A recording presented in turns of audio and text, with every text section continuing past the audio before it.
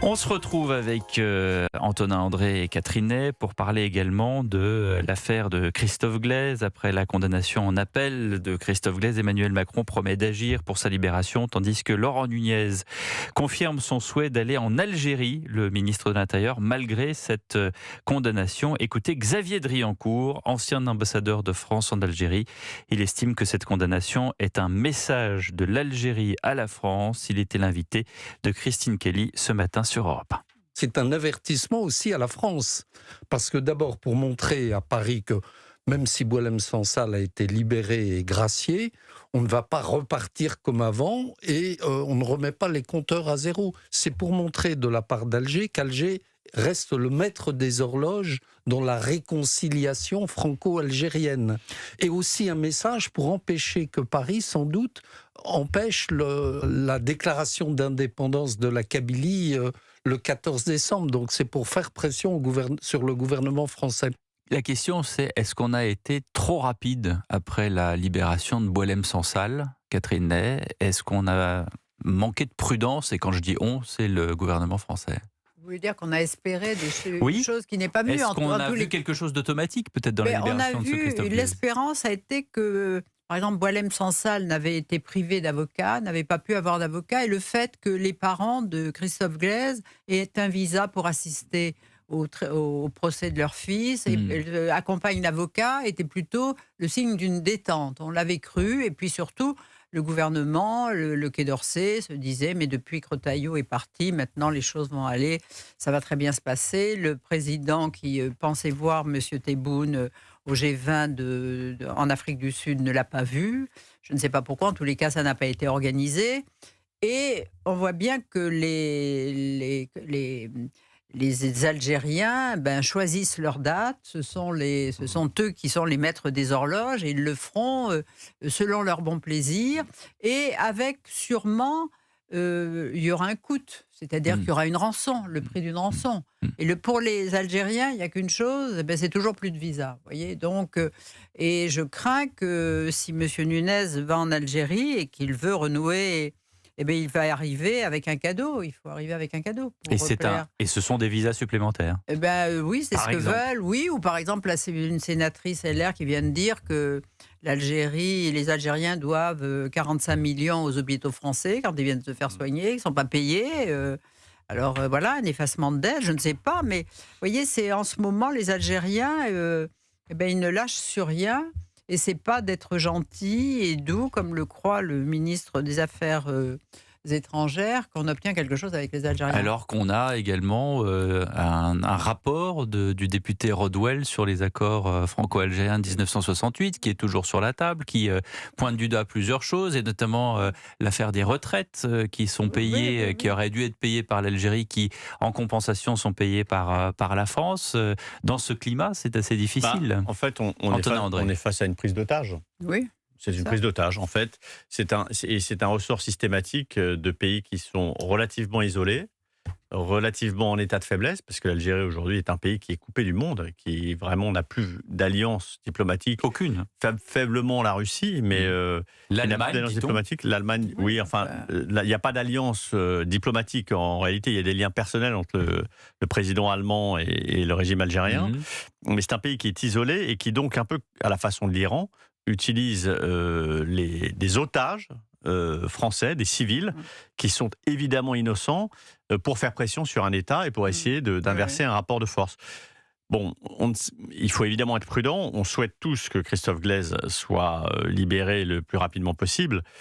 Et surtout, une fois la libération de Christophe Glaise, en espérant qu'elle intervienne rapidement, opérée, et surtout un changement aussi de présidence de la République en France, que l'on puisse solder enfin cette affaire avec l'Algérie, de la colonisation et de la décolonisation, et que l'on puisse traiter de façon dépassionnée, j'allais dire de façon froide et mécanique nos rapports avec ce pays, parce que... Ça, c'est la volonté française, mais c'est... Oui, mais il y a est-ce que c'est vraiment la volonté algérienne? Sauf que, à partir du moment où ils n'ont plus de moyens de pression sur nous... pour danser le tango, oui, mais à partir du moment où ils n'ont plus de moyens de pression sur nous, ce sera quand même beaucoup plus simple de renégocier avec un rapport de force les accords avec l'Algérie, sachant que, Catherine l'a rappelé, il y a beaucoup d'actifs financiers et de générosité du côté français qui bénéficient au régime algérien et auquel il s'accroche, mais sur lequel, lorsque nous ne serons plus sous pression de ces prises d'otages, les leviers seront plus puissants et plus forts. Oui, d'ailleurs, le rapport Catherine de Ney. Charles Rodwell et d'un autre député, Mathieu Lefebvre. non, Monsieur Lefebvre,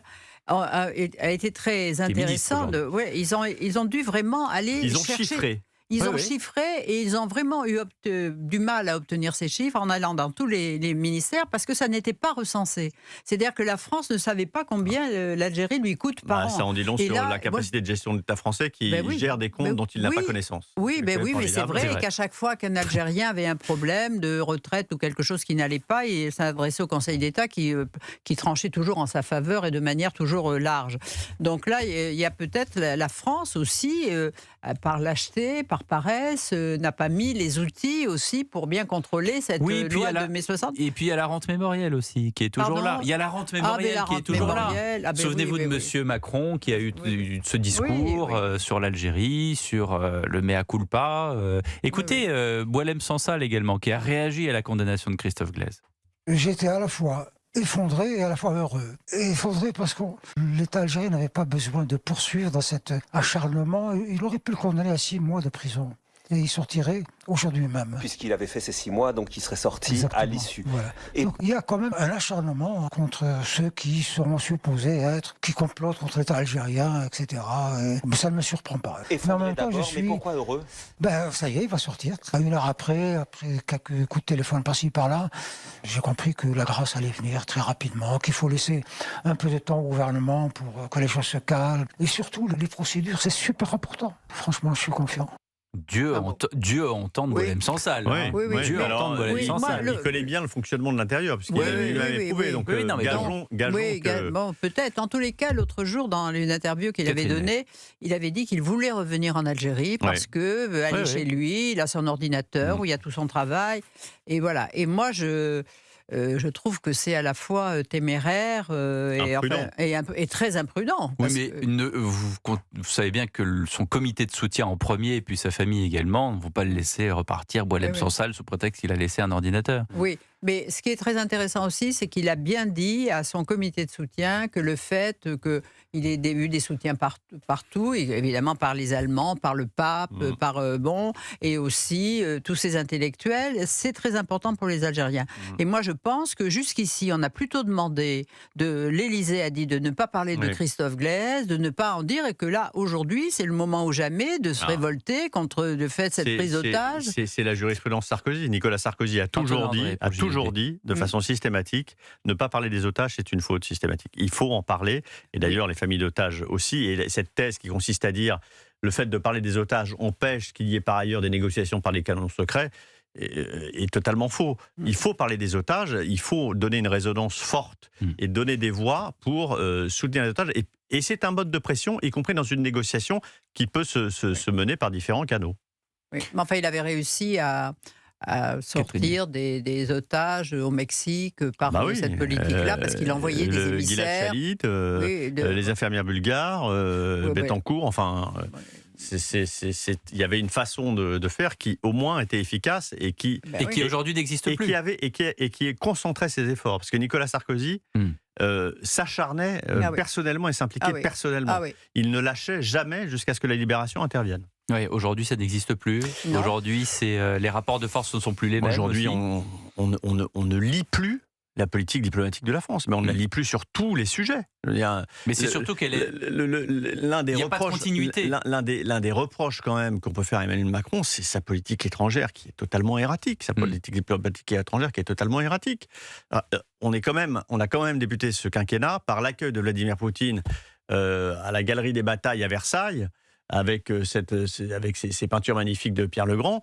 Et on en termine à être sur le strapontin d'éventuelles négociations d'accord avec l'Ukraine. Je veux dire, il faut voir Après la avoir été humilié déliquescence avec Mais la oui. table de Vladimir Avec- Poutine qui faisait la taille d'un autobus. Et je vous passe la visite à Brégançon où il avait apporté des fleurs à madame, mais où il avait dit devant les caméras du monde entier à Emmanuel Macron que les critiques sur la Russie étaient très bien, mais que lui savait tenir son pays alors que les Gilets jaunes étaient en train de déstabiliser l'État français. Donc, Oui. Le bouquet n'était pas très grand. la façon dont Emmanuel Macron a abîmé la parole de la France à l'international, je trouve, est quand même assez peu soulignée et pourtant, je trouve, assez marquante. Et ça fait des conséquences absolument Et pourtant, désastreuses. c'est son domaine favori parce qu'il est toujours à l'étranger. Oui, d'ailleurs, il était Oui. en Chine. Il était en Chine. On en parlera en deuxième heure de cette visite en Chine où Emmanuel Macron a jugé la coopération avec la Chine déterminante pour mettre fin au conflit ukrainien. Ça, c'est encore une autre histoire. Merci beaucoup, Catherine Ney. Merci beaucoup, Antonin André. On en parlera justement de cette visite en Chine avec qui ? Avec Pierre Lévy, qui était ambassadeur de France à Moscou lorsque la guerre d'Ukraine a commencé. Il sera mon invité. Oui, viens là. Il sera mon invité tout à l'heure à 20h10 sur Europe 1. À tout de suite.